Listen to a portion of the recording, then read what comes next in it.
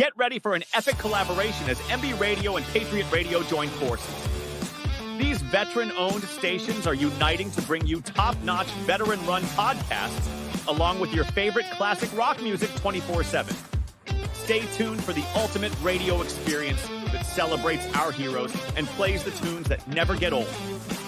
From engaging discussions to timeless hits, this partnership has everything you need for your listening pleasure. Don't miss out on this exciting new chapter in radio history as MB Radio and Patriot Radio come together to rock your world. Introducing J&J Beard Co., your go-to destination for high-quality handmade and natural beard products. Our family-owned business, based in New Jersey, prides itself on using the finest ingredients to bring you premium products that will elevate your grooming routine. Each product is carefully crafted with love and expertise, ensuring that you get the best care for your beard. Treat yourself to the luxury of J&J Beard Co. and experience the difference that true quality and craftsmanship can make for your beard. Join the J&J Beard Co. family today and unleash the full potential of your facial hair with our exceptional products. Find them on the web at jjbeardco.com. That's jjbeardco.com. You going back in? There's still men out there. God damn.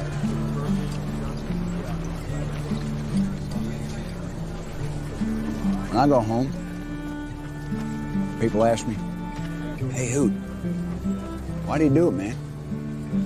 Why? Just some kind of war junkie?" I won't say a goddamn word. Why? They won't understand. They won't understand why we do it. They won't understand it's about the men next to you. And that's it. That's all it is. Find us on the web at mbradio.us. I want to make it clear that the views expressed by our hosts are not considered the official stance of MBR Views. Remember, this is all about having fun and enjoying the ride. Turnbuckles and Stogies. Yo, what is up? What is up, yo? Happy Sunday. Another Sunday with your favorite hostess with the mostest. My dad, I'm doing a wrestling punch. I looked and I said, hey.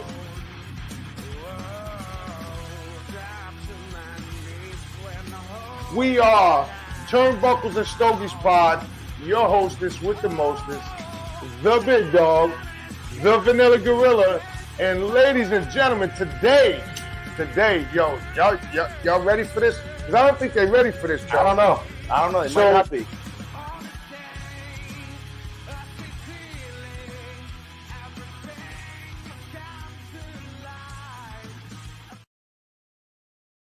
Yo, what is up? What is up? Happy Sunday, happy fun day. This is your favorite cigar and wrestling podcast, Turnbuckles and Stogies, with the host, Big Dog, the Vanilla Gorilla. Yo, we are here today chilling out. As you can see, we're at home. We're relaxing, gonna smoke, gonna talk to a friend of ours. Then we're gonna watch wrestling. But right now, I'm gonna have Joey bring in with the boss. No, not right now. Oh. He's the producer. I own the company. I get in trouble. We're getting there. I own the company, but I get in trouble. Figure that shit out, right? Well, because you're jumping way too far ahead to where I wanted to start.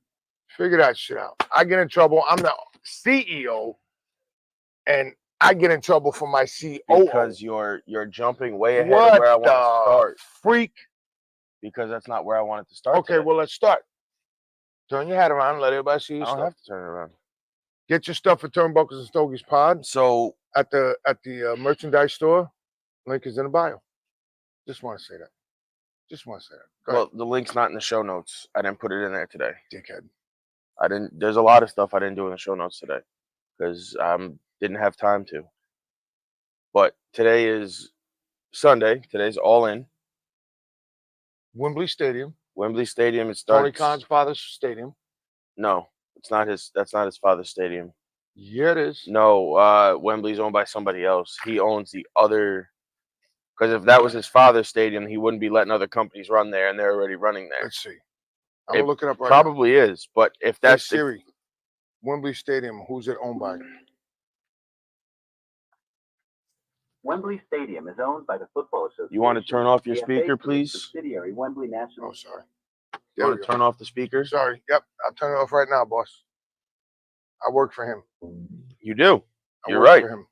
You do work for me. I just own a company. I work for him. No, you work for me. I own the company. Whoa, you work whoa, for me. whoa, whoa. Slow down there, Junior. So today's All In, Wembley Stadium. There's been a lot of rumors running around that people are signed that are going to show up.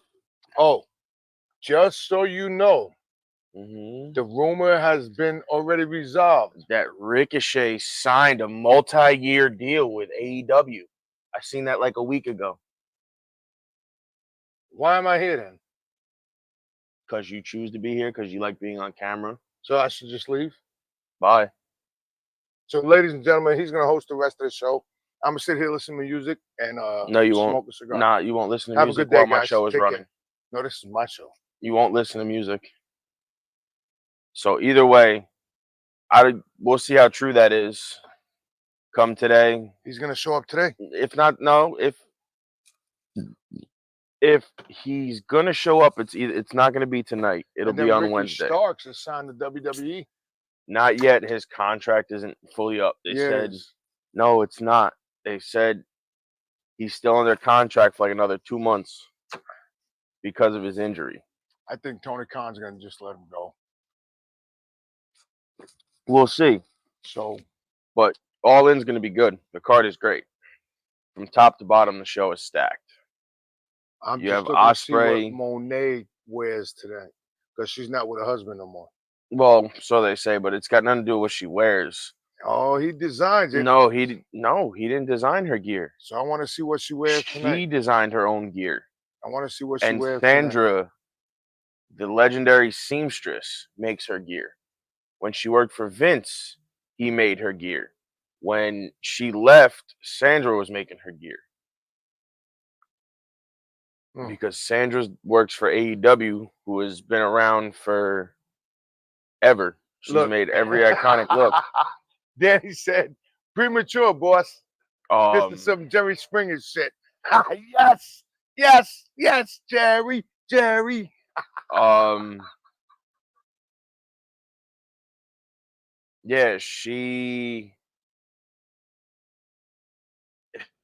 what they really need to do is, if with her, being that they brought Camille in to be her but heavy, they need to book Camille as if she was China. Yeah, but here's the thing. So, you know, I watch Busted Open. Yeah, I know. I don't like Bubba. Bubba said the same thing. I don't like need Bubba. to take Hold the on. booking. I don't like. They need to take the booking Can I that finish they what did I'm with saying? China and transfer that to Can I Camille. finish what I'm Go saying? ahead. So I don't like Bubba. That's bullshit. You do. But here's the thing that Bubba said. How do you flinch when somebody jumps at you? You should be the person that picks them up Because they and need. throw them. He goes, and that is where Camille needs to. And Camille, listen to me. Guy's been in business It's not 27 her, years. but it's not her. It's AEW. You need to be the new fucking China.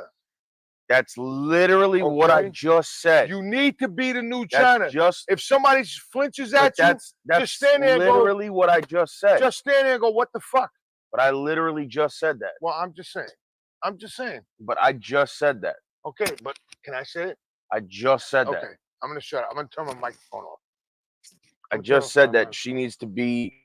They need to book her as if she was the new China, because that's the only way this works. That's the only way that this is gonna work if they do this the right way. If they do this the right way, she could be built as the biggest powerhouse they've ever seen. In AEW. I seen some bigger powerhouses. No. Talking about Jordan Grace. But what I'm saying is, in Jordan AEW, Grace, the fucking what does she call she lifts herself? more than Jordan does. What does she call herself? The Juggernaut. The Juggernaut. Yeah, but she lifts more than Jordan does. And she's more sexy than Jordan. She lifts more than Jordan does. She's also not built the same stature as Jordan. Jordan is short. Jordan's She's a only whole 5'3". lot taller. Camille's almost 6 foot, if Well, not 6'1". So, guys, put in the comments about wrestling, cigars. Let us know what you're smoking. Let us know what you're drinking. That's what we want. Joey got Starbucks. I got Natural Light. But let us know what you're smoking and drinking. My man Danny Nippers, always coming on. Shout out to my man Danny Nippers. Appreciate him. On that note, we're going to take a quick commercial break. Greg, we'll be right back. And then we'll be right back with our interview. Why are you taking a break in 11:11? Yo, so I keep telling y'all, the boss knows every motherfucking body. Keep telling y'all that. So guess who showed up at the hotel here in Connecticut? And y'all not gonna believe this shit. Joe, they ready for this shit, Joe? I don't know. Are they? Y'all not gonna believe this shit, but I'm gonna show y'all who showed up. This is the CEO and founder of NESS. And one half of the My man. Sports Show. Go ahead, man. What's going on, fellows out there? Glad to be here with my favorite wrestling podcast. I love these guys. They're unique. They're funny. And I'll tell you, they know a lot about wrestling. You got to go to the Roku channel. Yeah, all you got to do, channel search on Roku TV, channel search National Streaming Sports, and you'll get their show. So, Mac, let me ask you this. So, they can't find it. It's like the Pat McAfee show. Once ESPN take that shit off for the hour, it's done. That's right. That's right. You gotta go on YouTube. So if you're not gonna watch from 11 to 12:30, I don't know what the fuck to tell you. It's like being a barn. Wait, it's like being a barn smoker. If you ain't got your fucking ticket, you ain't getting in. I know what to tell you. Go ahead. Go to the Turnbuckles and Stogies podcast YouTube page, and you can watch all of our back episodes from episode 5 and on. But the originals are on the MB Radio YouTube page. Let me tell you something else. Go where people know. 12,430 followers. Whoa! On the Roku channel. Whoa! 1,600 views a day. I feel like Elizabeth. I'm telling you. Elizabeth, Fat Sanford, Elizabeth. Elizabeth, I'm coming, Elizabeth. I mean, you don't get any better than that. Sports all day, every day, to include my favorite wrestling podcast. Well, and there you have it, guys. Our producer from Connecticut, Mr. Mac Attack himself. And God bless us. Yo, we'll see y'all. We took a Sunday off. So we'll see y'all next week. Have a good day, guys. All right. On now. Yo, you are back. Happy Sunday. Happy fun day. Yo, Turnbuckles and Stogies pod with my man, the Vanilla Gorilla, and the Boss Dog, Big Dog. Now, Joey, bring in our special guest. So, if you guys read, Wait, if they read, if you read the notes, you'll notes. see that we're sitting down or interviewing while he's driving. He's driving. Our good friend Greg, Greg who? the owner of Fortaleza y Libre cigars. I couldn't say that 5 times if I wanted to. So here we go.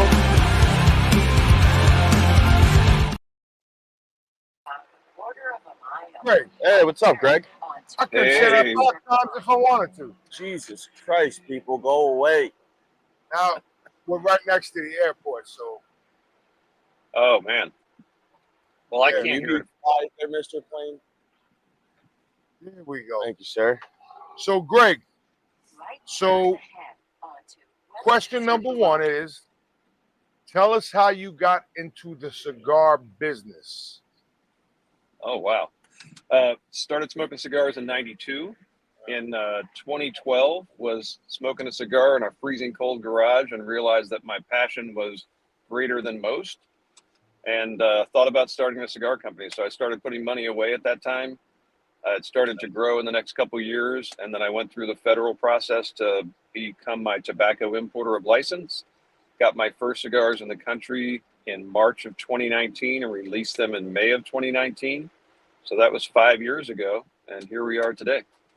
And I think that's when you met Joey on Instagram, when Instagram was No, popping. I didn't meet him on Insta. I think I met him through Doc's Hearst is where I met him. Oh, well, same thing. Doc Surf, Instagram, same thing. That's where I met Greg. Was through Doc. So Yeah. So let me ask you this. So you sent us some cigars, and I've smoked some of them. Oh my goodness gracious, God help me. I think that's all you have left. No, I have a couple more. Mind your business. So this is what we do. We go back and forth. So what are we smoking today? Well, I hope you're going to smoke the one that's got a P2 on it. I do. I do. That's what we have. Yeah, hold on. For some reason, my my GPS started talking up. My apologies.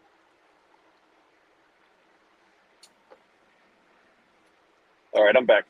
So did you save that P2? Have you lit it up yet? I'm lighting it right now, sir. So that P2, I haven't had one of these in 6 months. And what we do when we're testing blends is we allow some time to pass. So we pick them up at the factory, and this would have been early February this year. Okay. And, you know, we'll smoke them at the factory, and then we'll try them 3 months later, 6 months later, 9 months later to see how the blend is developing, because that initial period when all those leaves have come together is when the most action is occurring. So in that first 6 to 9 months, you've got a lot of stuff changing. So you're going to be tasting something that's kind of like the first time I'm tasting it, you know, at this phase in its age.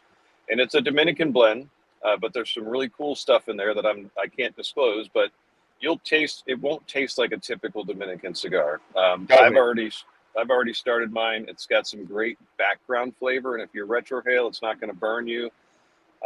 It should be about a medium smoking experience, but I'm looking forward to your feedback and telling me. You don't have to pick out flavors if you don't have that kind of palate, but if you can just, you know, once we get into the middle of it, do you like the cigar? Is it a cigar you would buy? What do you think about the size? You know, Well, is it pretty? I'm going to tell you, I'm retrohaling it right now. I'm not going to disclose what I think is in there, but I will tell you. You can tell there's definitely a bite to it. There's a bite to it, and I will purchase this cigar. That's good.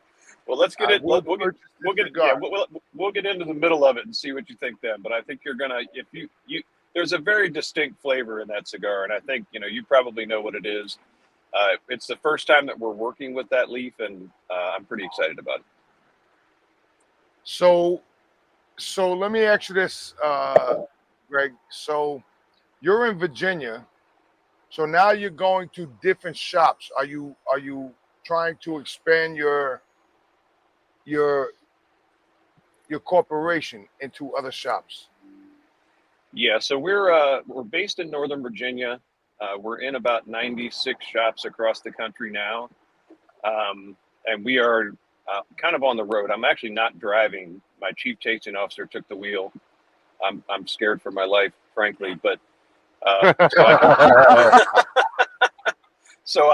he just flipped me the bird, so I could sit here and not have to worry about driving too. And we're in, I think we're still in Kentucky. Yeah, I see the Bluegrass Community College. So we had an event. You're still there. Yeah, so we're still there. It's like when Joey drives. I'm like, you can drive, but I'm holding on for dear life on No, we do that when you drive. Not when I drive. We do that when you drive. Well, hey, listen, I'm a cab driver. You hold on to a handle when anybody drives. I'm a cab driver. Yes, too. You know? Yeah, if you're a cab driver, you're probably as crazy as Ed. But listen, I'm going to tell you right now, Greg, we'll talk offline about this, but this is cigar interesting. is very interesting. And thank you for coming on here and I guess releasing it or whatever. Well, no, testing it. Testing it. Yeah, I trust you guys. I trust your palate. It's, for me, you know, when I think of a spicy cigar, this has some spice, but it's kind of like, it actually rests on my tongue more than on the roof of my mouth. You know, normally I'm feeling that pepper. Yes. Yeah. So it's got a It's very like unique... it's almost resting on like the back of your tongue almost. Mm-hmm. Yes. And it stays there. So it's like you've got this constant little white pepper sense going on in your palate, and then the rest of the flavors are kind of rolling on top of it, which is why this blend is, I think, going to work really well for us. It's got a lot of character. It's very unique. So Greg, we've smoked the cigars you sent us, Joe. You have the Well, list? I still have some left. No, I still have some left, but you have the list. Yeah. Greg, the only ones we didn't get. Well, no, not didn't get. The only ones I didn't try yet are the Sun Country and the Intimidator. But I've heard great things. Yeah, so the Sun Country, it's our number one selling blend, and that's a very unique blend too because it's got a full-bodied core inside of an Ecuadorian Connecticut wrapper. It's actually got double Dominican Lajero in the core, and a leaf of San Andres Maduro wrapper leaf is in the filler. So you've got this dark wrapper leaf that's inside. So you look at the cigar and you're like, oh, okay, it's a mild cigar, but it's really a solid medium, maybe a medium plus in the Corona. With all that flavor, it just doesn't punch you in the face because it's being toned down by that Connecticut wrapper. Now that's why every time you go to look for it, it's usually always sold out for the most part. Correct. So, Greg, let me ask you about this tester that we have. Is this a Connecticut? This looks more of a Habano. It's not a Connecticut. It is a Habano. And what's really bringing the flavor is in the binder, and it's the first time we've used this binder. Oof. Gracious. Yeah, so you've got an Ecuadorian Habano wrapper on there, and then you've got this real meaty binder that also burns really well, which is a unique combination to have all that flavor but still good burnability. So, so all you guys been asking for Mr. Greg to come on. Here he is. So, any comments that you have, anything that you have, please come on the comments because you guys been asking for Mr. Greg to come on, and Joey is the man. I just say, hey Joe, these guys want to come on. He gives them the dates. He does all the emails. He does everything else. I just own a company. I work for him. He don't work for me. I work for him. Good. See, you're learning now. You know what I mean? See, you're learning. Yeah, it seems like he's finally got it figured out. He does have it figured out. See, he's finally learning. I'm proud of him. I got it figured out, Greg, Greg, I'm sorry we couldn't meet you the other day, but Joey didn't get out of work till like. And not only that, my big bosses just happened to show up that day. His big bosses from Pennsylvania showed up, so wow. I wish we could have met you. So where are you guys exactly? We're in Wappinger, so we're like 2 hours south of Albany, just about. Oh, okay. Not super far. We're like an hour and a half from Pennsylvania. Okay. And not even 45 minutes. Yeah, so anytime you're in PA, let us know. We'll rent a hotel room, hang out. Depending on where it is, we probably just drive there and back. Okay. Absolutely. Yeah, I picked up a shop on the way through in Harrisburg, but that's probably a little far. Beer and Cigar. What's that? Harrisburg Beer and Cigar. No, Ed. I'm sorry, not Ed Lee's. That's in Albany. The tobacco company in Lemoyne, just south of Harrisburg. Okay, I was out there Thursday. Really, at that shop? I was like 20 minutes from Harrisburg. Awesome. I was there Thursday, Friday. I came home yesterday because I went to the concert out there in Hershey Friday night. You went to see Creed. I went to the Creed concert on Friday night. Oh, okay. Well, follow my Instagram. You'll see when I'm going to be there. I'll be doing an event like a cut and light at that shop sometime in the next 6 to 8 weeks, probably. As long as I know, because if he's going to do it out there, I could just rent that same hotel we stayed in. Right. You know what? The hotel, Greg, is very nice. If you need a place, it's like 20 minutes from Harrisburg, but the rooms are clean. You get 2 beds. The sheets is across the street. You go up the road. There's all kinds of food. It's off to the side, out of the way, and they let you smoke outside by your car, and they don't bother you. Oh, nice. They don't bother you at all. I stayed there last year, and I said to them today, when I got there Thursday, can I smoke outside by my car? He said, absolutely. I said, sounds good to me. What's the hotel called? It's a Super 8.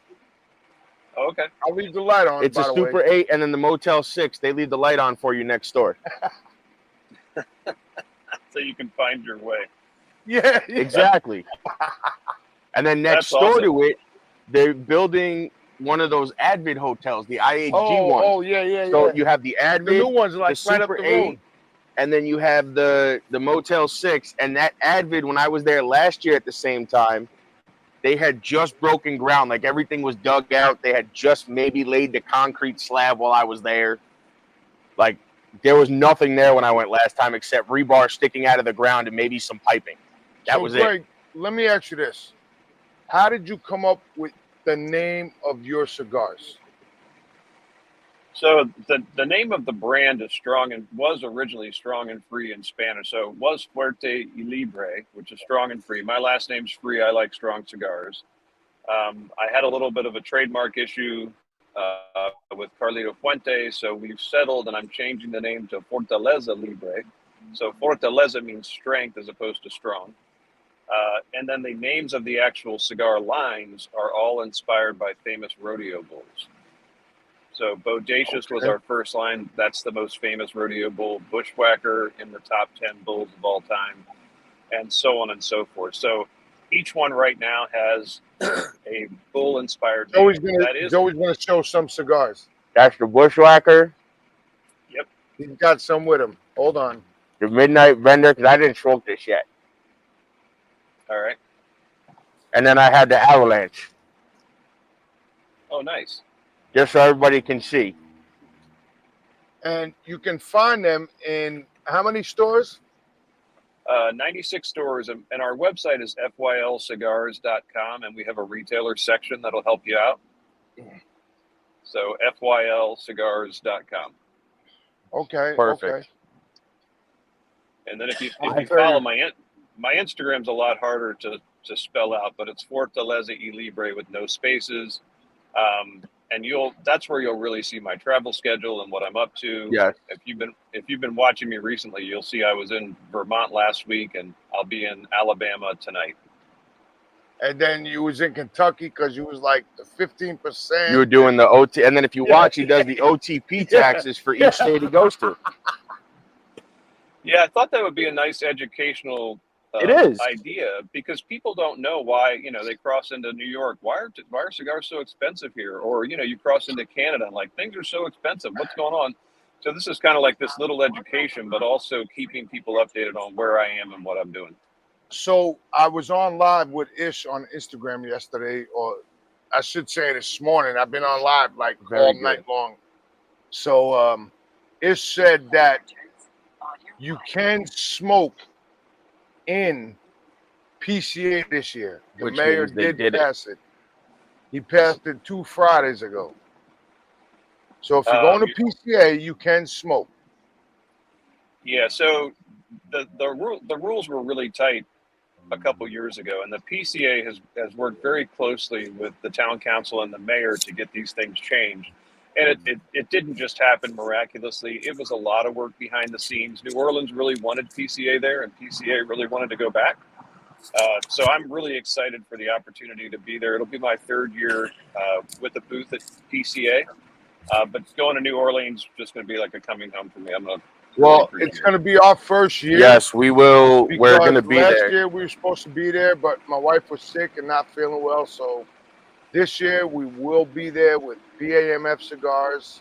I'll come over and I will come over. We'll say come hi over to and you. see you, and we will do an interview whoever else live, is in the whoever's there. Because I don't know who else is gonna be in that booth this year in the BCA. I don't know. Yeah. So we've just started registering companies for the BCA Pavilion. You'll see the regulars there for sure. Cafe Cigars will be there.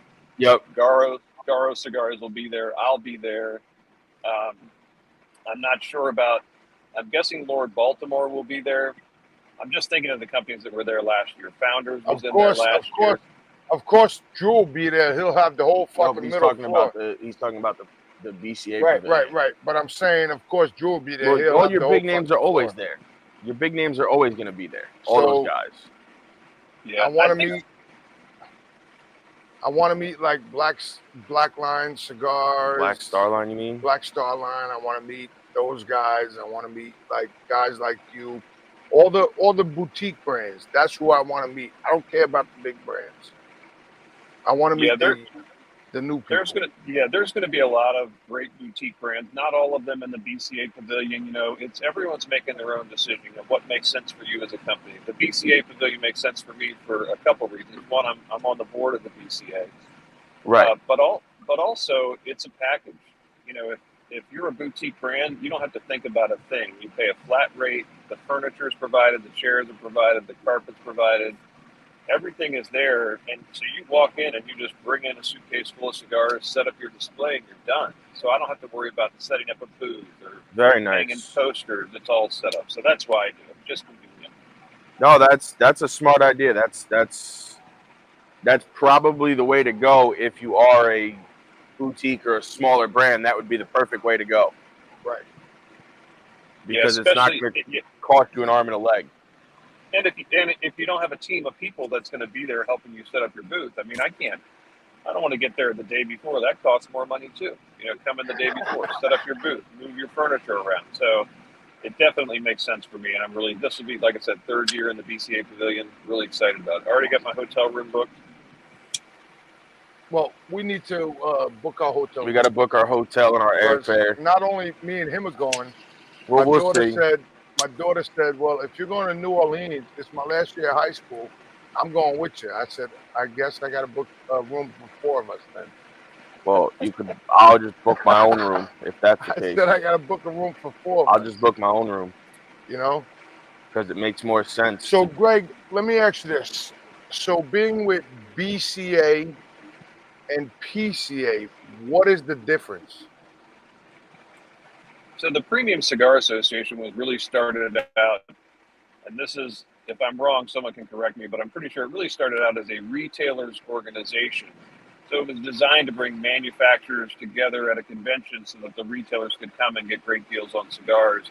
And it has since morphed into, in my opinion, their most important role is as a lobbyist for the industry. If it weren't for the PCA and the funding that they attract from the manufacturers going to the federal government, lobbying at the Congress and Senate, and then also actually legally attacking the FDA's rulings on premium cigars, we wouldn't have had all that stuff thrown out. So the PCA has been remarkable at litigation against the FDA and their overreach. The BCA was really founded to support boutique cigar owners or manufacturers. So in other words, the people that are producing the cigars. So it's a little bit different in what we do.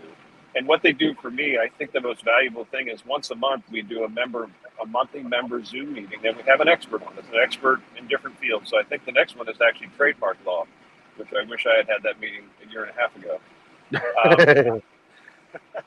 The one that we had the previous month was a guy who has a company called Cigarketing, and he was talking about how you can make sure your websites are tagged, your links to Google Maps are tagged, and that's both for retailers and for manufacturers. Kind of how to work the web in a way that makes the most sense. So each month there's an expert that comes on, and you can ask questions, and it's a nice fluid meeting, about an hour and a half long, and you learn a lot. I mean, as soon as you think you've learned it all in this industry, you're going to fail. There's so much to know. Well, it's always a learning experience, right, even from the consumer side. Right. Correct. You know, with all the new stuff coming out, and there's new wrappers, new binders, new fillers. You know, consumers learn that stuff as they smoke the new stuff because some of it is stuff we've never seen before. Yeah. So there's always a learning. God damn it, sir! Can you take your plane to the fucking Shout out airport? to the airplanes. You guys are. I made Ed promise not to curse at other traffic, and now you guys are cursing at airplanes. Who gives a fuck? They're interrupting. They're interrupting. I mean, yeah, exactly. I can't lie though. It's funny because they're interrupting, but meanwhile, you come out of my house, you make the left out of the back gate, and go straight up the road, and the fucking airport is right there. Yeah, if you buy a house near the airport, you can't complain about the planes. Yeah, exactly. Well, that airport never used to be that busy. No, it never used to be that busy. They just made it a little regional airport where, like, you know, a little more of the private and commercial flights kind of go out of there. Greg. Yeah. Yeah, I'm about halfway through mine now. Look, this fucking cigar, is really good. bro, is off the hook. It's off the hook. Thank you very much. Yeah, this is, you're probably going to see this coming out. I'm really pleased. And when it gets to the middle, I'm almost to the middle right now. So what's going to be the name of this cigar? So interestingly, normally, we've always named our cigars when we're in the Dominican Republic. And so when we're at the factory, if we've got a blend we've settled on, then we'll name it on that trip. And this one wasn't named because I wasn't convinced I wanted it to rest. So the next time we're in the DR, we'll do our typical naming convention, which is we get really hammered at a local cigar lounge in Santiago. And then the newest person on the trip opens up their phone to the top 500 PBR bulls, and they start calling out names that they think matches the cigar that we're smoking. And so we narrow it down to like 50 to 70 out of 500. And then I'm typing them in a notes field because none of us will remember it because we're just hammered. And then the next morning, I'll send that list to everyone on the trip, and they'll start thinking of their top 5. And then that night, we'll go to another lounge and get hammered. And we'll, at the same time, we'll all send our hammered. Yeah. We'll send our top 5 to the text group for that trip at the same time. And then if there's one that stands out that got more votes than any other one, then that's the one we go with. Okay. Well, I'm going to tell you right now, bro. I'm looking forward to this cigar. Having the finished product with the band and everything, and kind of seeing where this goes, because there is something in here, and I haven't picked it out yet. And I like the fact that I can't pick it out right away, because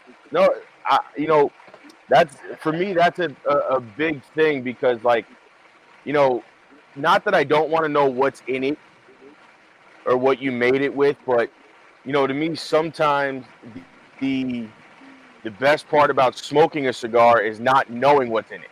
You gotta get it back. And trying to figure it out yourself, because then it makes you enjoy the cigar even more. I'll get it.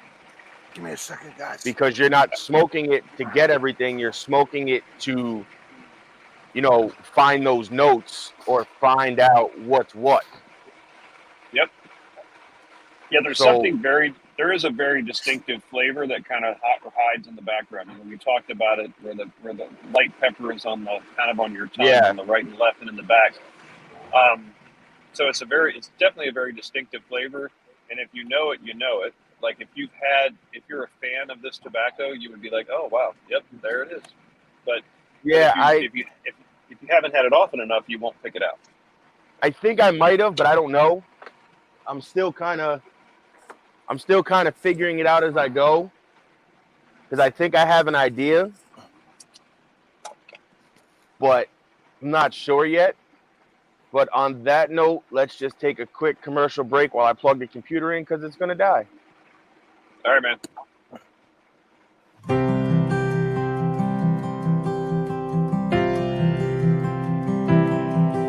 Been home about 6 months now, and I still have my doubts. Well, I'm not sure how I got here or how I'm gonna get out.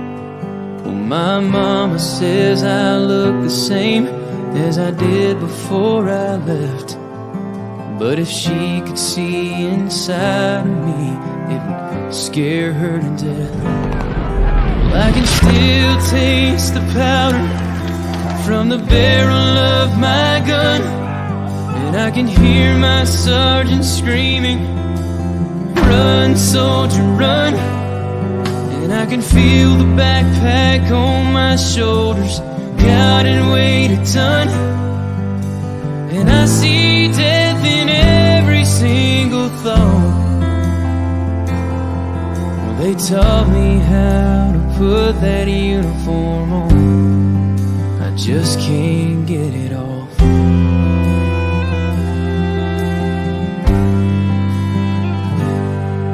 Last Saturday they honored us in a small parade downtown. And when they shot off those fireworks, I nearly hit the ground. And while they smiled and cheered for us, all I could do was stare.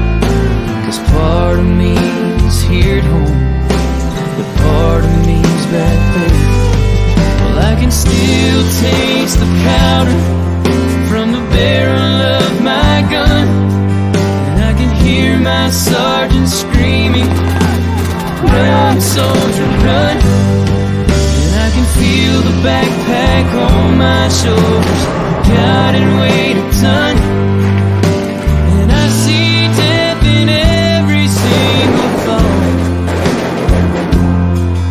They taught me how to put that uniform on. I just can't get it on. Yeah, there's no end in sight. 'Cause even though I'm home now, I'm still fighting for my life.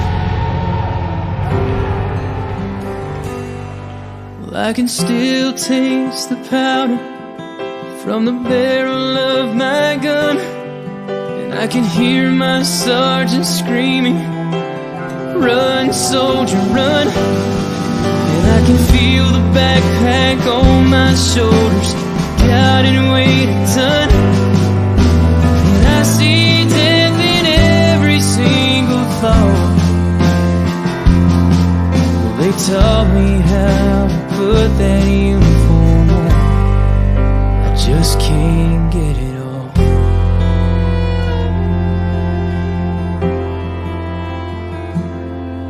Well, the devil's won some battles, and he may win some more.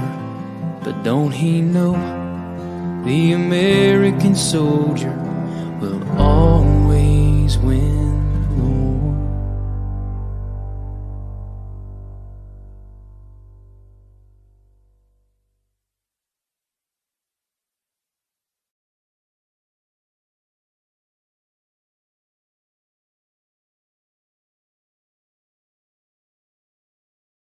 Yo, and we are we're back here at Turnbuckles and Stogies Pod. We are on the Northeast Streaming Network. We are on Roku TV, Amazon. Which actually we're live on Amazon Fire TV right now as well. Wait, say that again. So hello to everybody listening in MB Radio Land on Amazon Fire TV and on Roku and the Nest Network on Roku. How you guys doing? How you doing? Yeah, it's good to see you all. I didn't know I was going to be on Amazon Live. That's pretty awesome. Yeah, Well, that Amazon only happened I Like think a month ago? not even a couple of weeks ago. Right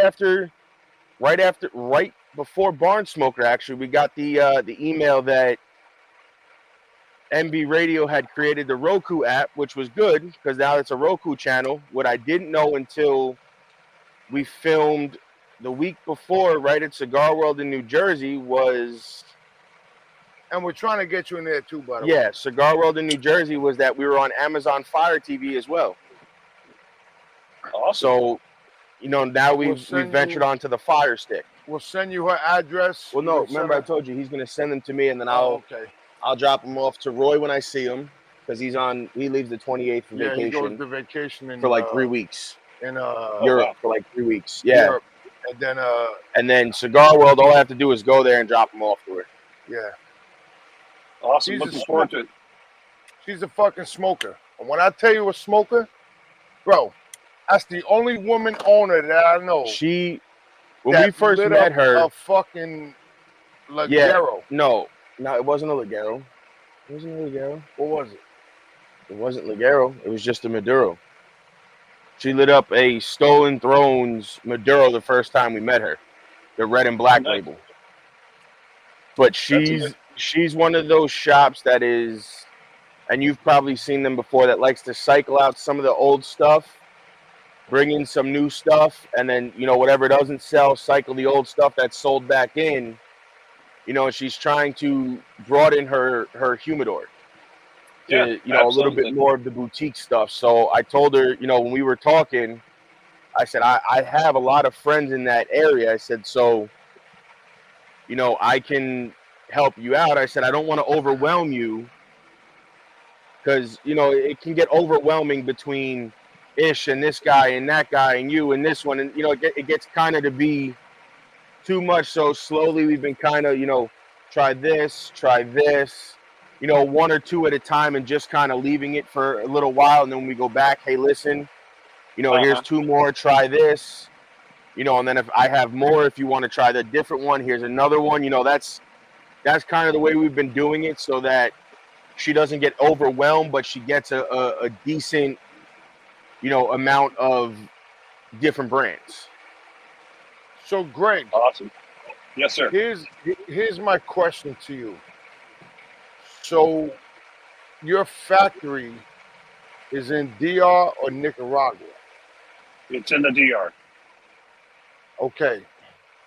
So, tell us about your factory. So the factory that we're using is called El Joyito, and El Joyito had never had a U.S. brand before they brought us on board.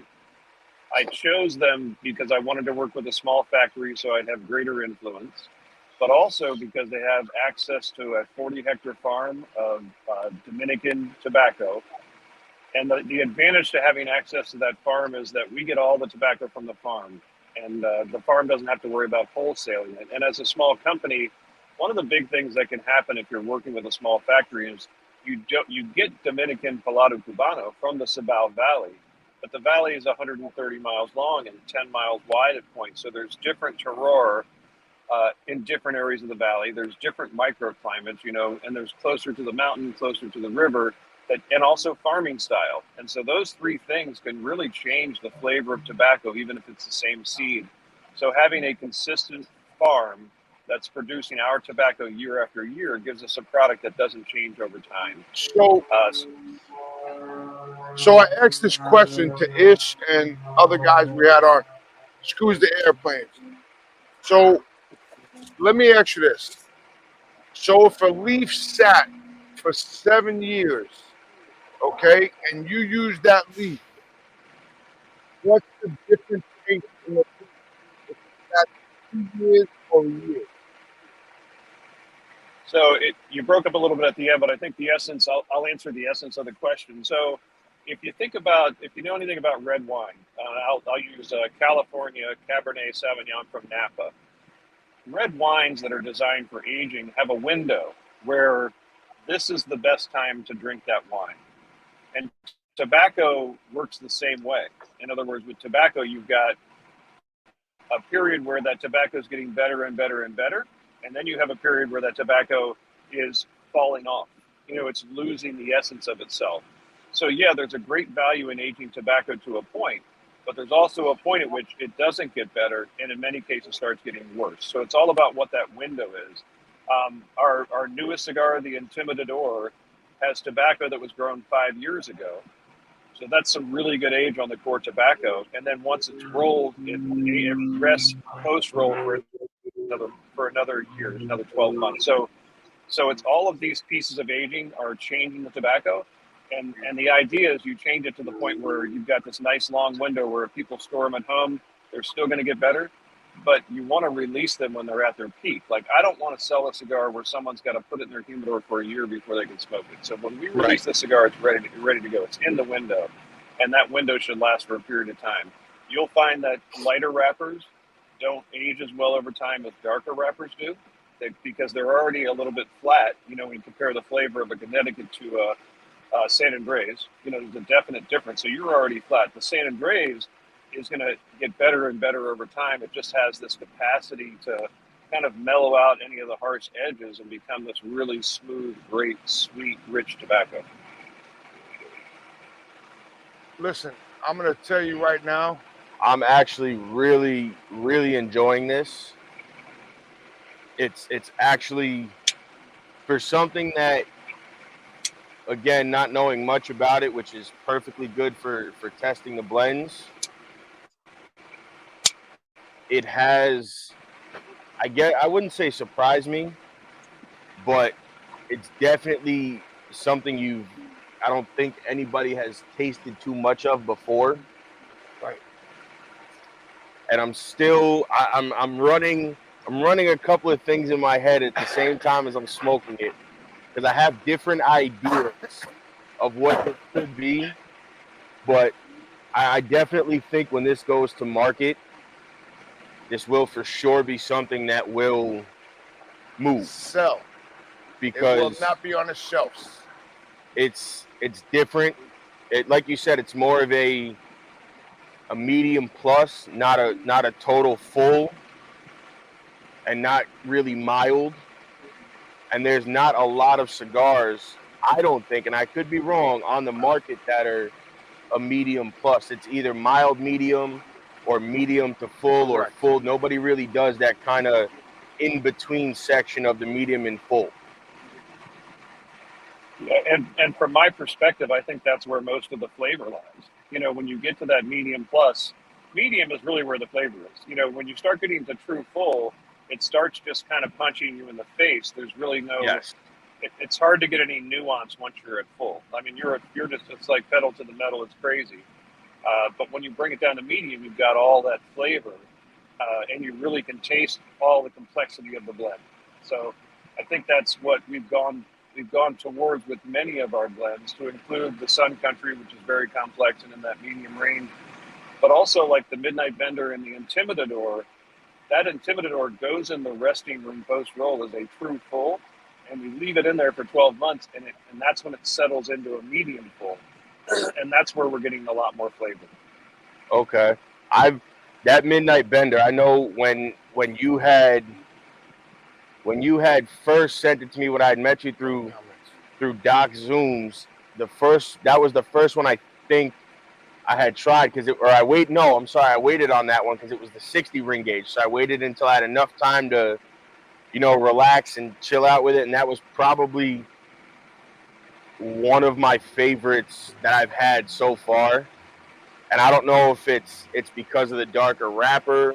I don't know what it is, but that one is probably my favorite so far. But then after trying the Bodacious Maduro and the Robusto, it's kind of tough because they are. I mean, all of them that I've smoked so far are very good. They're all unique in their own way, which a lot of brands don't have is the uniqueness throughout each of their lines or their facings of their cigar. Correct. Each one, certain ones don't have a uniqueness to them. They all kind of blend together, or it's kind of the same blend but a different wrapper. Where if I'm right, each one of yours is all different blends from each line. From the Bushwhacker to the Midnight Bender to the Intimidador to the Second Wind. They're all different blends. Yeah, and if you think about a new company and what we're trying to do in the beginning is we want to create a cigar for kind of every palate, but we're also not in a big hurry. We've been 5 years in the business and we've only got 7 lines. So we're not coming out with a cigar just for the sake of coming out with a cigar. Like, we don't have there's no calendar schedule. Like, every 6 months we're going to release something. Right. We work on a blend until it's right, until it adds something to the line. Like, we don't want to repeat what's already there. We want each new cigar to be something that adds something different to the line and picks up a different palate, a different person's experience. Right. And that's why the Intimidador took as long as it did. That's why the Avalanche took as long as it did, because we weren't going to release something. The first thing is I have to be able to smoke it. And then the second thing is it's got to add value to the line. Right. And that Avalanche, when I had tried it the first time, it was one of those that kind of threw me off because it was a Connecticut. And I'm like, I don't know if I'll like it. And I had actually texted Bernie. I was talking to Bernie early that morning when I was smoking it, or I was going to smoke it. I'm like, I'm going to smoke one of Greg's. He goes, what do you have? And I sent him a picture. He goes, smoke the Avalanche. He goes, trust me, it's not what you think it is. He's like, it's not that typical Connecticut that you're going to think it is. And that's what I like, is it's not, your Connecticut's or your Habanos aren't typical Connecticut and Habanos. They have a little bit of a punch, but not overpowering, like you said, like the full-bodied ones. There's still that you can pick those flavors up and those nuances throughout the cigar. Yeah, and that's why the Avalanche took so long, honestly. I don't like a true mild, so I really view that as like a 3 on a scale of 1 to 10 in strength and body. And it's the Ecuadorian Connecticut wrapper that's bringing a little bit of that white pepper in the background and also a little more flavor. So some people don't know that are listening that Connecticut shade is different than Connecticut. Connecticut shade is actually shaded, whereas if you get an Ecuadorian Connecticut, they don't use shading because it's cloud cover all day long. So while cloud cover does prevent full sun from hitting the leaves, and it's the sun that's bringing flavor and nicotine, it does allow more through than the shading that they're using over fields in Connecticut. So it's not Connecticut shade; it's just Connecticut. So, Greg, how long are you on the road trying to get your cigars out there? Well, as I mentioned, I was in Vermont 4 or 5 days ago, and now I'll be in Alabama tomorrow. So I spend about 2 full weeks out of each month on the road. Not necessarily 14 days in a row, but like I'll do a 5-day trip and a 5-day trip and another 3 or 4 day trip. Because it's a relationship business. I mean, it's relationships with the retailers, but also with the customers. I mean, I was in Ashland, Kentucky, doing a cut and light at the Fat Ash Cigar Lounge, which just has an amazing culture. And for the most of that event, other than when people walked in the door, I was sitting down in groups of people and just talking, it's the normal stuff you talk about in lounges, and obviously answering questions too, but it's really just getting to know people and having that experience. And, what a great job for someone who loves to sit in lounges on a Saturday night and smoke cigars. I just get to do that. And at the same time, expose people to the brand. So the goal is everybody that walks in that store is going to try one, because if they get it in their mouth and it's something they love, I've got another customer for life. Exactly. And that's, I think a lot of people understand that, but as, in order to be a good company owner or a good, I guess, blender or anything on the manufacturer side or business side, you're still a consumer at heart. So you try to be, you still try to be that consumer at a lot of these events because like you said, you want to build those relationships. Absolutely. That's, and I'm sure you've seen my event schedule posted on Instagram, and yes, it's always full, but I just keep moving it up. I take one off the top and move it up. So I've got, coming up, besides these 2 big trips I've just done, I'm in Pittsburgh for 2 events on the weekend of the 7th. At Leaf and Bean is a cut and light at the shop, and then I'm doing a Cigar 101 with the Pittsburgh Cigar Club, a private event at Island Jim's Private Lounge in Pittsburgh the next day. Okay. And then the following weekend, I'm in Buffalo at Buffalo Cigar Fest. Yes. And then it just goes on from there. I've got a local lounge the next week that I've got an event in. So you're constantly just, trying to travel as much as possible. And that's what you have to do, but I also enjoy it. Yeah. It's funny because a few people I know are actually going to be at that Buffalo Cigar Fest. I think we might be. So when I told him you were going to be there, I'm like, listen, when you get there, I'm like, I'll send you the picture of his logo and the name of it. I said, so when you walk around the booth, I said, you can look at the cigars. I said, then when you see him, I said, go see Greg and tell him you're my friend and just go say hello and introduce yourself. I said, he loves meeting people. I said, otherwise he wouldn't be in this business. Yeah. Tell them all just to flip me the bird so I know who they are. Fantastic. That would actually be really funny. That probably would be the best part of the whole day. Listen, yeah, absolutely. They flip you the bird. It's like your COO right there. Flip you the bird. Hello. So now let me ask you this, Greg, because I think somebody had told me, or I forget how the Intimidator, does that only come in one size, or does that come in all different sizes? So it's in a Toro and a Corona. So it comes in 2 sizes. And, some of our releases have been one size, like when the Midnight Bender came out, that was the first cigar I blended myself. And that cigar came out in just a Toro. And the reason we do that is it's kind of the blend tells you what it's going to come out in. Like we have a box press cigar. We never intended to have one, but the blend worked the best in the box press. So we test everything in a 6x50, and then we go up and down on ring gauge first to see where the blend works the best. I call it speaking the loudest, where the blend speaks the loudest. Right. And then if we've got a ring gauge that works and it seems to be like that's the sweet spot, then that's what we release. And then after that, we release that in a Gordo like a year later. And the Sun Country, same thing. It was released in a Toro at first, and then a couple years later, we released it in a Corona. It's just, we don't want to be overwhelming to retailers and have too many facings, and we rather than have them make a choice between 2 sizes. If we know one of them is the best, we just release it in that one. There's no sense in making it crazy because most retailers are not going to bring in two sizes anyway. Right. And now, because I know a few different people and that have their own cigars and stuff like that. And there's some people that only did cigars in, let's just say, a Toro or a Robusto.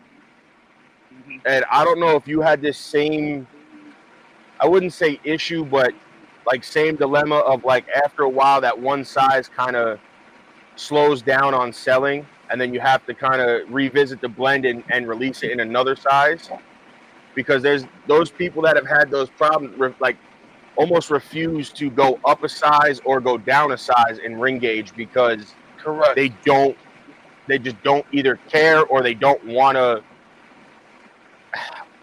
I don't know if it's they don't want to just do it. They don't want to do it, or they don't want to listen to the consumer, or they don't want more sales. They just kind of want to stick to one size. I don't know if you've had that same issue or if that's something you ever ran into. So I'll tell you this: most shops will bring in Toros. I would say 80% of the shops in the country, all they'll order from me is Toros, and they do it because that's what their customers want. A lot of shops will look at my Corona in the Sun Country. They're like, "Yep, nope." And the Intimidator or the Corona, it won't sell. Some shops sell a lot of big ring gauges, and all they want is my Gordo, and I've only got it in the one line. So, but those other sizes, other than Toro, they're a slower selling part of your lineup. So you'll wind up sitting on those cigars or ordering them in smaller quantities because they're just not moving as fast. But that doesn't mean I'll get rid of them, because there are shops where they really are a thing. I mean, there's a great shop in Houston.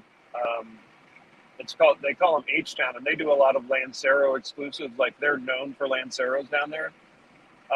But Lanceros are such a small part of the market that it's tough to come out with one and really try to make money off of it, because there are people that's all they smoke and they're rabid about it. But then there's most of the cigar community thinks it's too skinny and it's too long and looks funny, whatever. Right. No, that was something that somebody I'd spoke to a few different people, and like they just, when you mention to them, hey, why don't you make a Gordo, being that you only have a couple of shops in this area, that are selling those cigars, and they're starting to slow down because they've reached out to him or they've reached out to the person who helped them get in there, and they're like, hey, sales have slowed down on the Toro size. Can we bring in maybe a Robusto or a Gordo or a different wrapper, because they only have two wrappers, or one size, or and when you bring it to those people's attention, they get kind of upset, like, oh no, this is just the way it's going to be and that's it. And it's kind of like, well, I guess to me, I kind of feel like it's missing a part of the market by not having those other sizes for people to try, other than the Toro. I mean, I could be wrong. I could be 1,000% wrong. Right. I guess that's just. Well, you're not, and it's shop specific. I was going to say it's shop specific. It's also, if you think about a shop in Minneapolis, let's say, in the winter, they sell more smaller cigars, because a lot of people are smoking at home on their porch, and even though they have a heater, it's still cold out there. So they want to smoke a Corona or a Robusto because they don't want to be out there more than 45 minutes. Right. And correct. So those are other things that really impact, which Vitola is going to be the best for a particular market. It could just be the time of year, not just the shop, but the time of year. So yeah, you have to have flexibility, but at the same point, as a small company, I'm not working with La Aurora Cigars in the Dominican, which does, I think they do 100,000 cigars a day. Right. If I worked with La Aurora and I said I want to come out with a cigar in 3 months, they've got great aged tobacco. They can put together a cigar. We can create new bands and labels and boxes for that size, and they can get all that done, and I can have them in the shops in 3 months. But as a small company working with a small factory, right, we have a different bridge we have to cross, and it's a little bit harder. It takes more time. So that's why I don't do white label stuff for other people. I don't create blends for other folks to have it, like a special event or anything, because it just, for me, I can't be a consistent deliverer of these smaller batches with short notice that a big company could do. Right. So on that note, we're going to take a quick commercial break, and then we'll come right back. All right.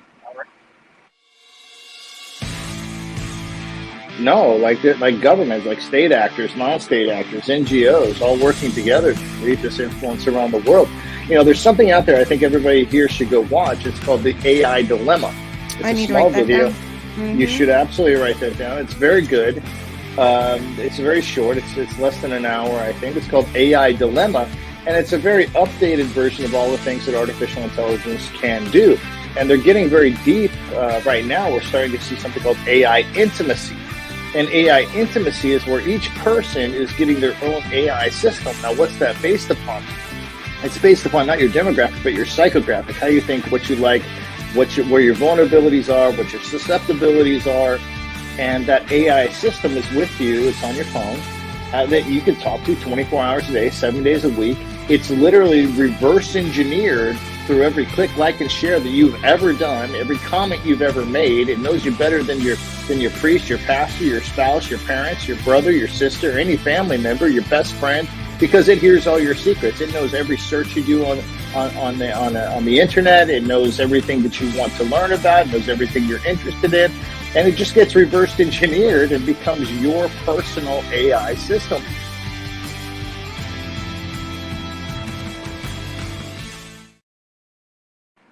All right, we're back. Just a quick one. We figured we were talking for a little while. We let you have a quick break to go grab a drink, another cup of coffee, another cigar. I mean, hey, listen, that's what we're here for.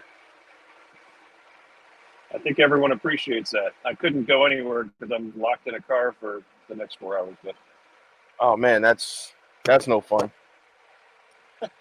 I mean, it's beautiful. I did that on Thursday. I did 3.5 hours to PA out towards Harrisburg. Dude, that ride was ridiculous. That 3.5 hour ride was insane. I'm back. Yeah, when we came back from Vermont, we would normally go down through Jersey and Philadelphia and Baltimore, but for some reason Waze took me to Harrisburg, which would have saved us like a half an hour. Right. We would have gotten into DC at rush hour, but the problem was there was a fatal crash right before you got to Harrisburg, which shut the highway down. So we wound up having 10 hours instead of 8. Damn. Yeah, that was, I think, when I was heading down that way, as I got off the exit to go into kind of Harrisburg where I was staying, right like on the outskirts of Harrisburg where I was staying, it was backed up where I was when I got off to go to my hotel. So I wouldn't be surprised if that was probably the same accident depending on what day you were over there. Yeah, it might have been. This cigar, I don't even know. Go ahead. This cigar here, bro. We're gonna talk offline because I'm gonna tell you when you put it out, let me know the name. I'm buying a box. So now, I guess being that you mentioned that, I know there's a few places where people can get your cigars online. I know you said, what is it? Tobaccology has them, and then Toro has them, right? Toro needs to place an order. I think if they're not out of stock. I talked to him the other day. He's going to place an order soon. You've also got Underground Cigar in Fort Worth that has a website. You've got B&G's in Dayton or just south of Dayton, Ohio. They don't have a website, but if you call the shop, they have every single cigar I carry, and they'll ship. Okay. Well, that might be the place I have to call then. Yeah, they've got everything, and that's because not far. That Second Wind is really good. Wait, I know a guy. His name is Greg. I know a guy. That Second Wind is really good. I know a guy. His name is Greg. If you guys haven't, that's the Second Wind is the box press. Okay, but I still know a guy. Correct. I know him too, but his name is Greg. there's a few I gotta There's a few that I really want to get again, which is like the box press. So you haven't had which cigars that Greg didn't give us? No, not give us, I should say, Oh, but two not I give haven't us. tried. Not give us, Greg. We're not. He doesn't know. I gotta correct his English sometimes. He doesn't know how to phrase that. The only ones I haven't tried, and now you can kind of say the same thing. You haven't tried it. Well, no, I haven't tried the Intimidador and the Sun Country. No, I haven't tried it. You haven't tried those, and you haven't tried the box pressed, the Second Wind. And now, listen. And then you haven't tried another one. And Greg, correct me if I'm wrong. Well, yeah, so it's funny because I explained this to somebody the other day, and you know this, Greg. I'd sat down with John. No, we had learned this when we were at a West Tampa event with Rick Rodriguez. It was me, my dad, and one of our very good friends, one of my best friends. We were sitting out there. We brought him out of his house to go to an event because he owns his own driving school, so he doesn't get to, do stuff like that all the time. So I happened to grab him on a night when he wasn't busy. I'm like, dude, I'll meet you at your house. We're jumping in your car, so we're going to Connecticut. He goes, what do you mean? I said, don't ask questions, just fucking let's go. So we go to Buttheads in Danbury. We're sitting with Rick, and he's telling us about the box press cigars and that the flatheads were all supposed to be a rounded cigar until the guy he was working with in the factory rolled it for him in a box press. And he said the reason that the box press cigars are a lot better, so to say, they have a better flavor, is because when you smoke them, your lips aren't curled all the way around the cigar. As you pull and pull the smoke out of the box press, you're pulling in air and it's cooling the smoke as it hits your palate. So you're right. That's one of the reasons that it smokes differently. And some blends work better in that scenario than others. But it also smokes differently because of the way it's burning. So a box press starts as a parejo or a round cigar, and then you put it in a box press and you flatten it. So there's less tobacco than a parejo would normally have, so that when you press it, the core is not too tight. But that also means that the corners are looser. So there's less tobacco in those corners. And so when you're burning that cigar, you've got more airflow coming through the corners, which is keeping the core tobacco in that final third cooler, because the heat's kind of working down the edges. And that means that core tobacco is going to catch a lot more tar and nicotine in that cooler tobacco. And so when you get to the final third of a box press, a lot of times, and it's the only cigar in our lineup that does this, there's a dramatic change in that last third where it goes from a medium cigar to a medium full cigar. And it's because of that core burning a little bit cooler in that final third and catching all that tar and nicotine, and then you burn it. And I appreciate that. I think that's great. No, that was something I didn't personally know, and we didn't know, and it was an interesting fact for us to know that, like that's the reason, like you said, why box presses burn a little better and it tastes different, is because of the fact that there isn't as much tobacco in it. And when you're pulling more air through the cigar and then in the corners of your mouth as well. Absolutely. So look at this, guys. Yeah, I'm almost. Look at this. This is his, as he put it, his P2.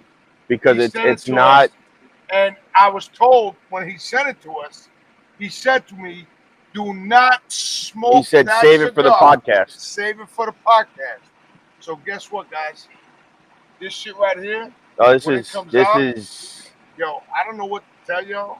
I'm curious. I'm just fucking curious, Greg, to see what. I definitely. Well, not even that. You should name it Big Dog.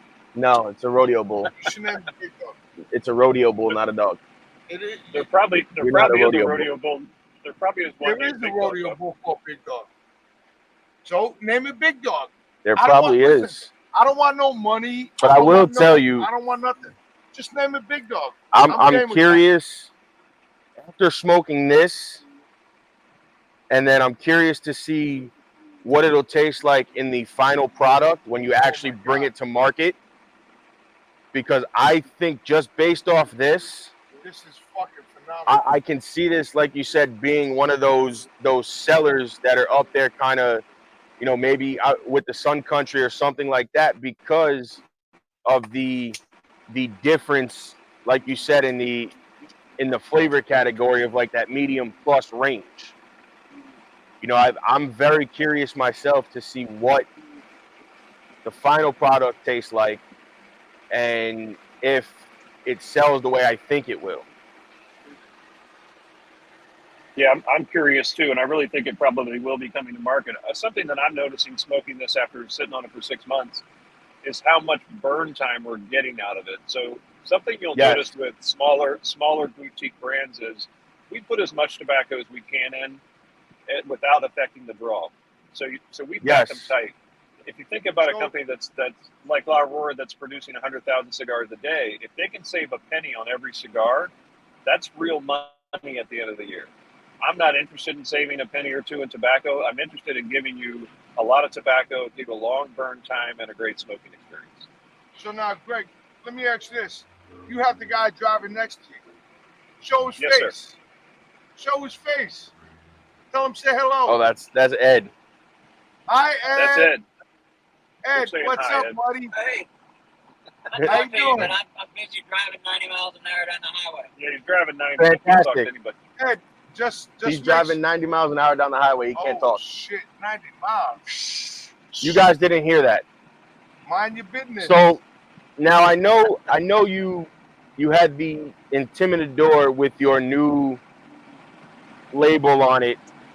Are you going to put the new name on the labels for all the cigars going forward, or are you going to keep the original 5 or 6 with the old name?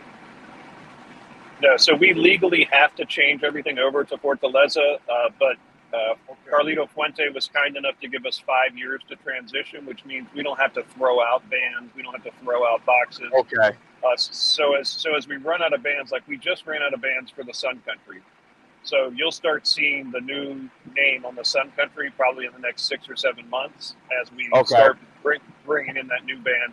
Once we get down to the final 2 that haven't changed, we'll just bite the bullet and throw those old bands out and make everything Fortaleza. So we're going to be doing more consistency in the box lids. So at least in the store, you'll see Fortaleza when the box lids are open, even though the bands may still be Fuerte inside.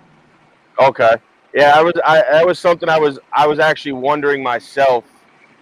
I think not long after you had released the Intimidador, I was wondering, like, just personally, if that was something that you were going to do, or, if that was something, like, I didn't know that he had given you 5 years, which is very nice, because a lot of companies, and I've seen it with other brands, where they'll tell you got to do it all, within 6 months, it's all got to be redone. Yeah, and it would have cost, honestly, it would have been a $15,000 move, change all that over instantly. Right. And I would have had to throw out, $15,000 worth of bands. So it was great. But it's not just bands. I just got a new tablecloth for my events. I just got a new banner for my events. All of my swag had to be changed over to Fortaleza. The shirt I'm wearing has Fortaleza on it. So you don't think about all of these little things, right? But they've all got to be changed, and they all cost money. So having 5 years, I want to do it as fast as possible, because you want some continuity, especially visually in the humidor, to see that name, over all your lines. I'll do it as fast as I can, but I don't want to throw anything out. So now, can people go on and order like your swag, so to say, like your shirts and stuff, from your website, or do they have to go somewhere else to get them, or are they only at events? They're only at events, and usually what I have at events is just the T-shirts and the hats. If you buy a box, you'll get a T-shirt or a hat plus some free cigars. I'm not really. Some people say I have a lot of swag for a small brand. I don't want to be known for swag, honestly. I mean, people I would love the swag I want out there is stuff that will show the brand off. So, a T-shirt that's got a logo on the front and a big logo on the back. If they wear that, then I get name recognition. So that's the kind of swag I want to be known for. We do canned koozies because everyone likes to have a koozie on their beer, stuff like that. That's going to be seen. The other swag is just not that important to me. It's just, for me, it's about brand recognition, and I do want to have some stuff on the table, but I want the cigars to be the real highlight.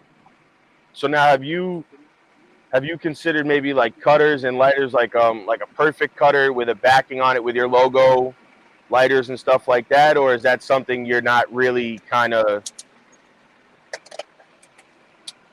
You mean like this? I mean, yeah, something like that. I'm only asking because I had seen that you did have some, like, yeah, I was gonna say, because I had seen you post pictures with lighters and cutters, but I didn't know if it was like your own personal ones you had made, or if they're for. Look. No, but I'm.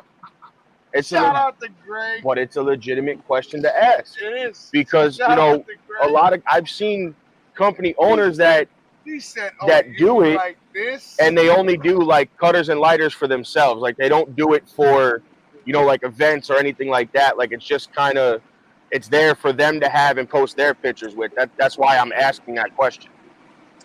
Yeah, we do that. So again, like if you get a box at an event, you can get a nice metal branded lighter, or you can get an ashtray, or you can get, cutters. There's a variety of stuff. So like, I don't carry shirt sizes for everybody, which is why I always have hats, because they fit almost everybody. Right. So it's all about having a variety. Some people aren't going to wear a hat. Yeah. God damn. Watch this. Shit. So.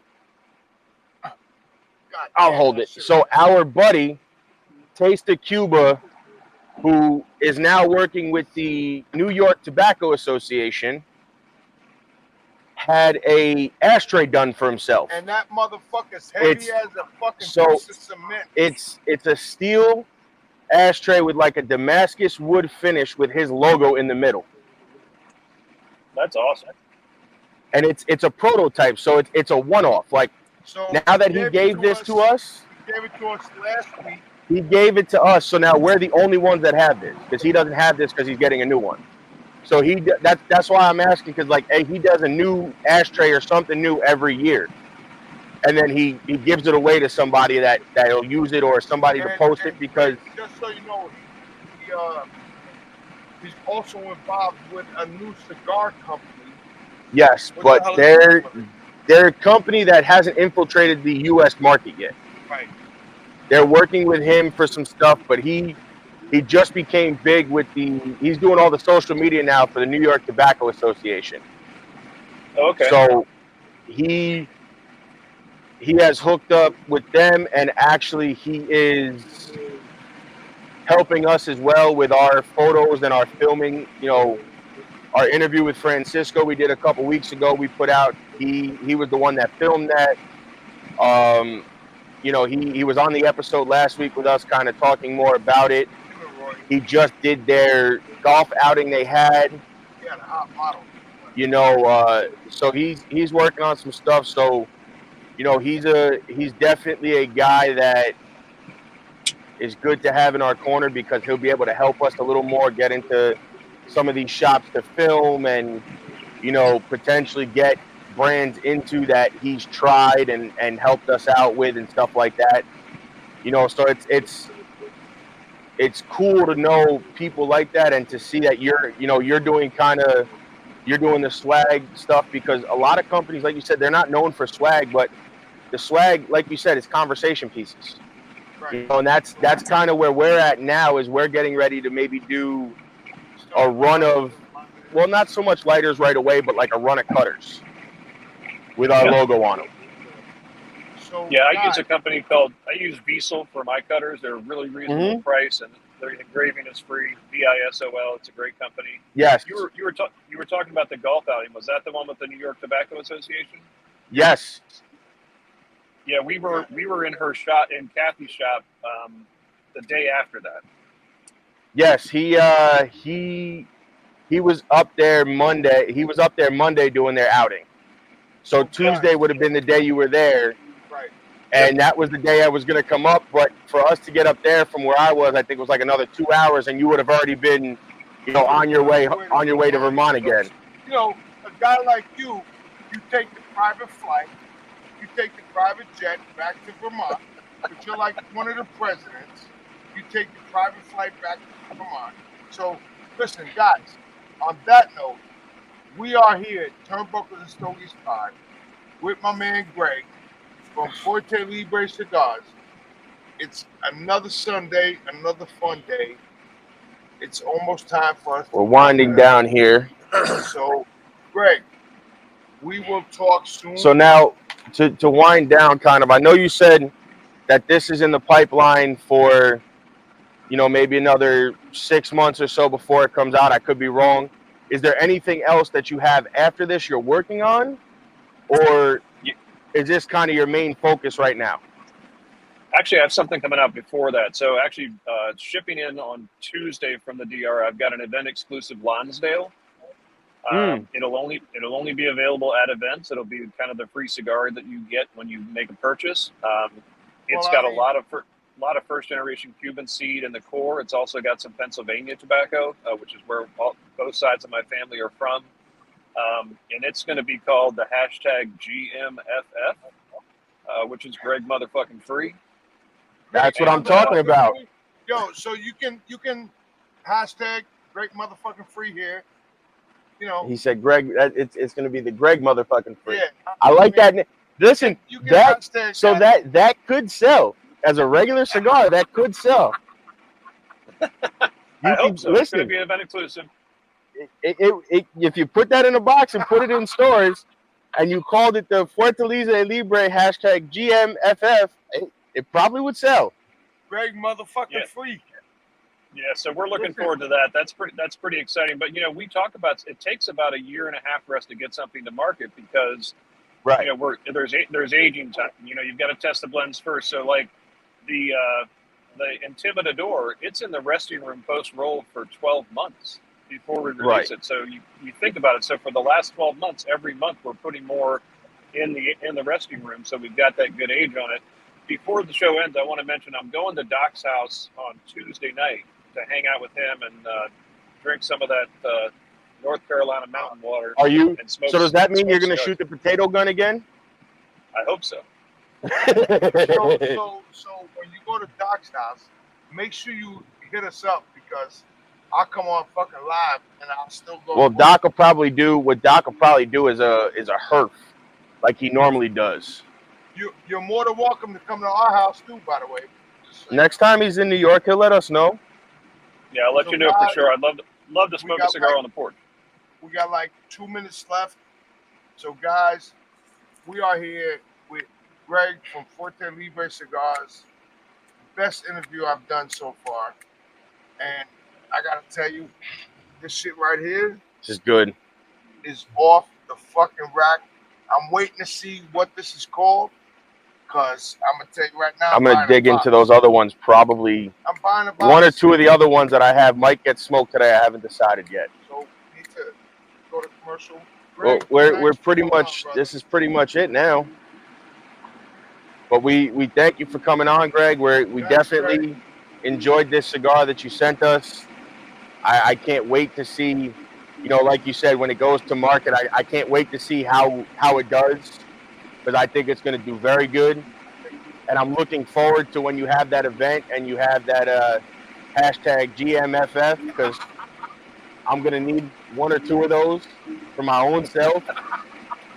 But when you do that event in Harrisburg, let us know, because I'll send you the depending on how far it is, I'll send you the hotel I stayed at.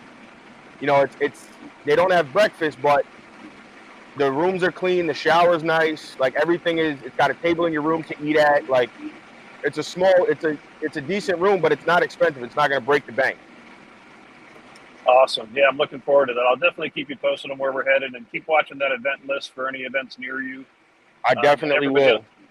Everybody else can do that too. I put that on my main page on Instagram every once in a while, but it's usually in the story. You know, I'll post it with a couple of event flyers after that. So stay tuned, guys. He will. Greg, yes. Cigars. Order them. Make sure you get them. If you ain't got them, go fuck yourself. Ladies and gentlemen, thank you for tuning in to Military Broadcast Radio. As we wrap up today's show, we want to remind you that the podcast of today's episode will be available right after we go off the air. So if you missed any part of the show or want to listen again, be sure to check it out. And remember, we're here to support and honor our veterans. Your stories and experiences matter, and we are committed to giving you a platform to share them.